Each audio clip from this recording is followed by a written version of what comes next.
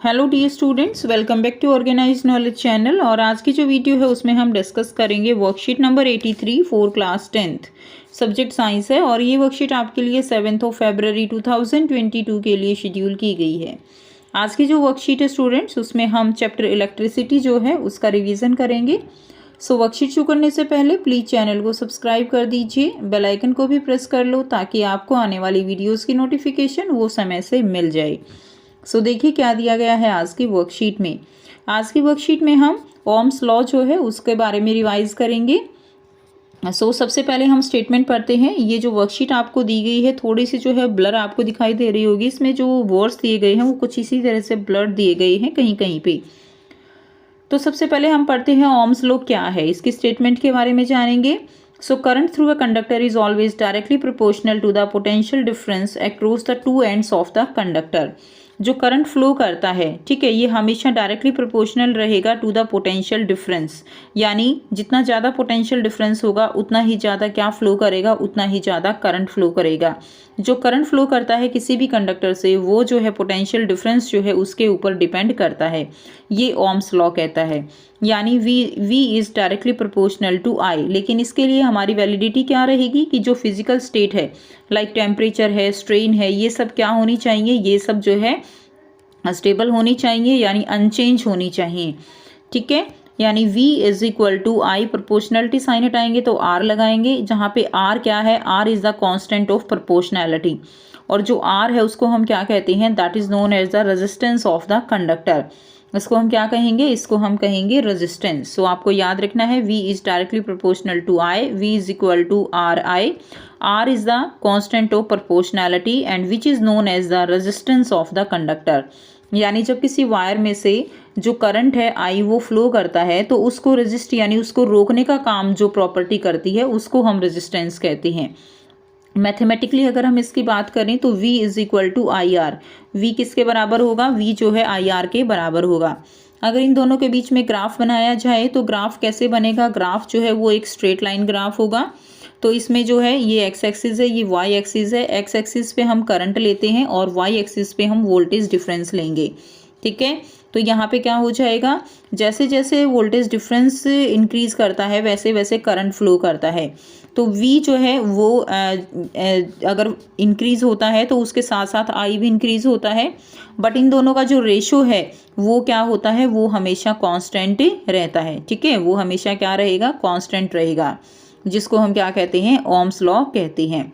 तो इस तरह से आपको ये ग्राफ अगर पूछा जाता है तो ये एक स्ट्रेट लाइन ग्राफ जो है वो हमें यहाँ पर मिलेगा।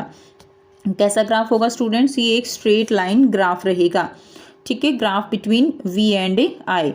Now graph between v and i that is the straight line passing through the origin.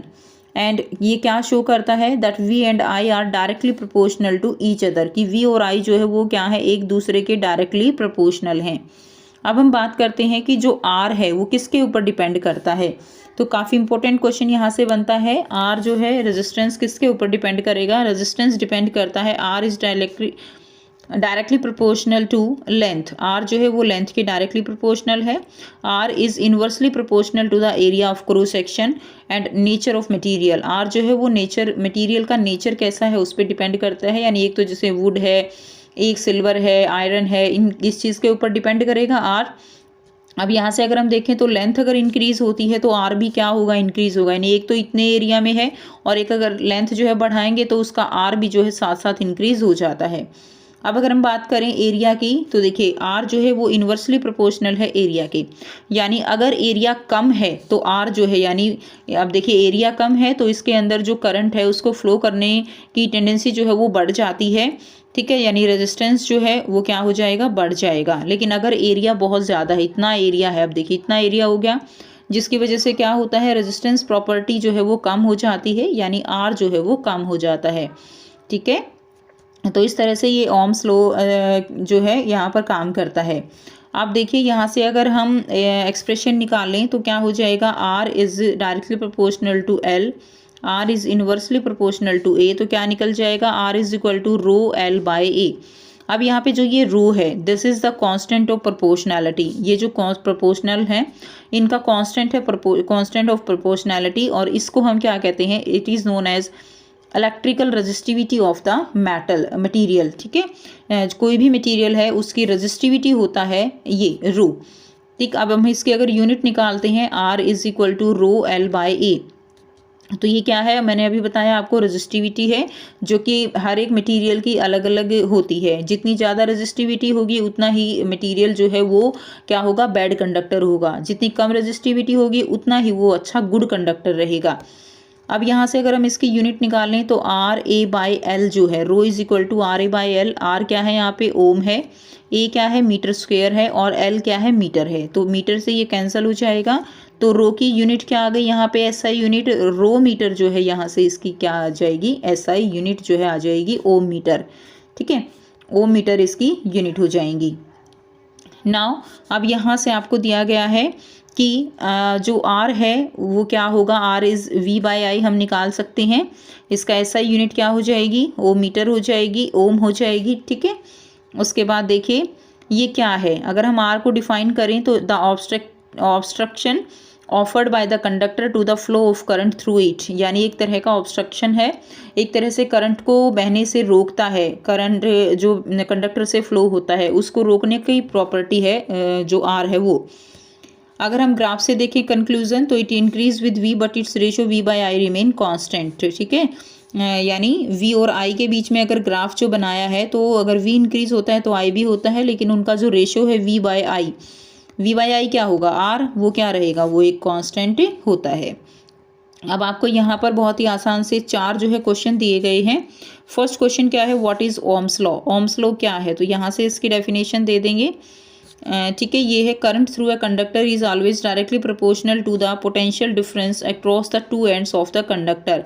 ये क्या है, ये जो है हमारा ओम्स लॉ हो जाएगा, और यहाँ से ये वाला एक्सप्रेशन भी आप लिख देंगे, तो ये क्वेश्चन 1 का आंसर आप यहाँ से कर लेंगे। Current through a conductor is always directly proportional to the potential difference across the two ends of the conductor. ठीक है, ये आपका हो जाएगा।